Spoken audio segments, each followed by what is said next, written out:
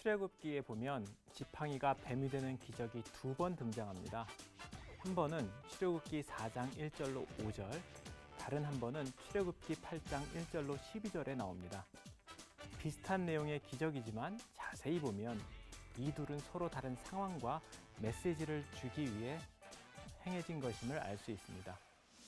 오늘은 이 지팡이가 뱀이 된 기적들에 대해 살펴보겠습니다.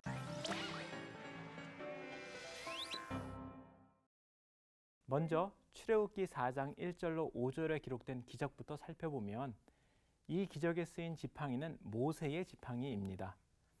하나님의 명령에 따라 모세가 그것을 땅에 던지자 뱀이 되었다는 것이죠. 그리고 또한 하나님의 명령에 따라 모세가 뱀의 꼬리를 잡자 뱀이 다시 지팡이가 되었습니다. 지팡이가 뱀이 된 사건은 출애굽기 8장 1절로 12절에도 등장하는데요. 여기서 사용된 지팡이는 아론의 지팡이입니다. 모세의 명령에 따라 아론이 지팡이를 땅에 던졌을 때 지팡이가 뱀이 되는 것인데, 이 기적은 이스라엘 백성들이 아니라 바로와 그 신하들 앞에서 행해지죠. 그런데 이때 재미있는 사실은 그 기적을 목격한 바로와 그 신하들이 전혀 놀라지 않았다는 겁니다. 오히려 바로는 이집트의 마술사를 불러 동일한 기적을 행하게 하는데요.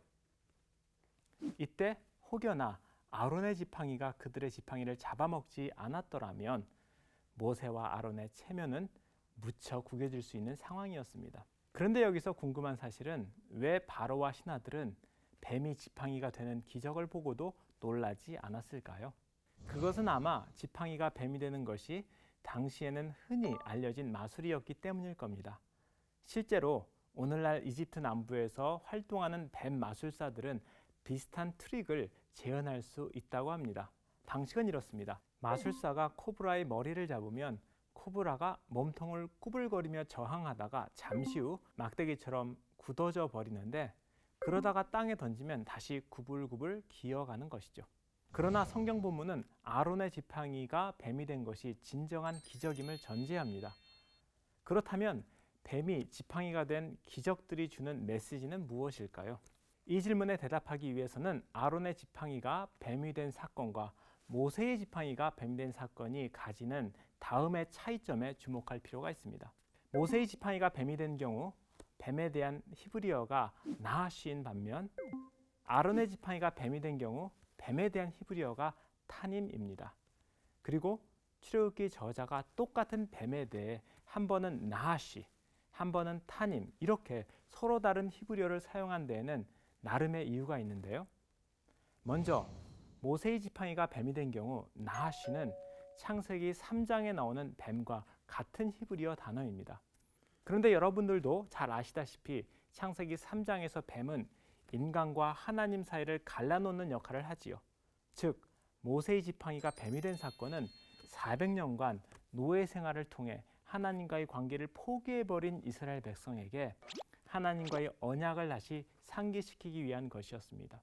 특히 모세가 뱀의 꼬리를 잡아 다시 지팡이로 만든 것은 한때 인간과 하나님 사이를 파괴했던 악한 뱀을 다름 아닌 모세가 제어할 수 있음을 보여주는 것이죠. 그리고 또 뱀을 이긴 모세의 사역을 통해 이스라엘 백성들이 다시 하나님과 친밀한 언약 관계로 들어갈 것임을 보여주는 상징적 의미이기도 하고요. 그런데 이와 달리 아론의 지팡이가 뱀이 된 경우 사용된 히브리어 타님을 살펴보면 그것은 창세기 1장에 하나님이 창조하신 큰 바다 생물과 동일한 히브리어인데요.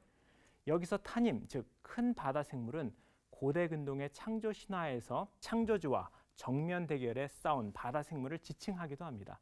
그러나 창세기 1장에서 그 생물은 여호와 하나님의 피조물에 불과하지요.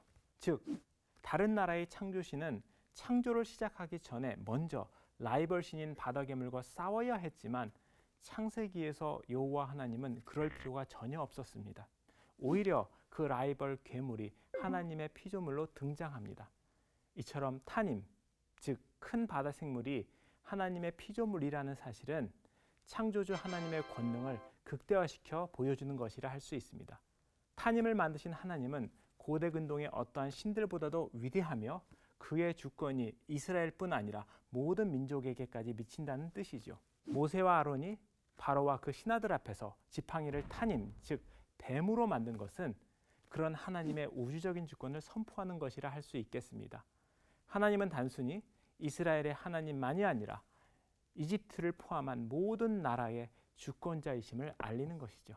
아론의 참 믿음의 지팡이가 이집트 마술사의 거짓 신앙의 지팡이를 삼킨 것도 이를 잘 증명해 줍니다. 이런 의미에서 출애굽은 단순히 인권 해방 운동이 아니라 하나님의 세계 구원의 출발점이라고 할 수 있겠습니다.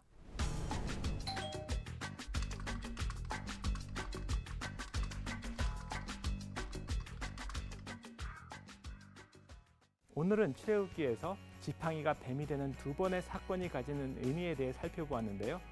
우리는 이 주제를 통해 3,500년이 흐른 지금도 여호와 하나님이 온 세상의 주권자이시고 우리와 친밀하게 관계 맺기를 원하시는 분이시라는 것을 꼭 기억해야 하겠습니다.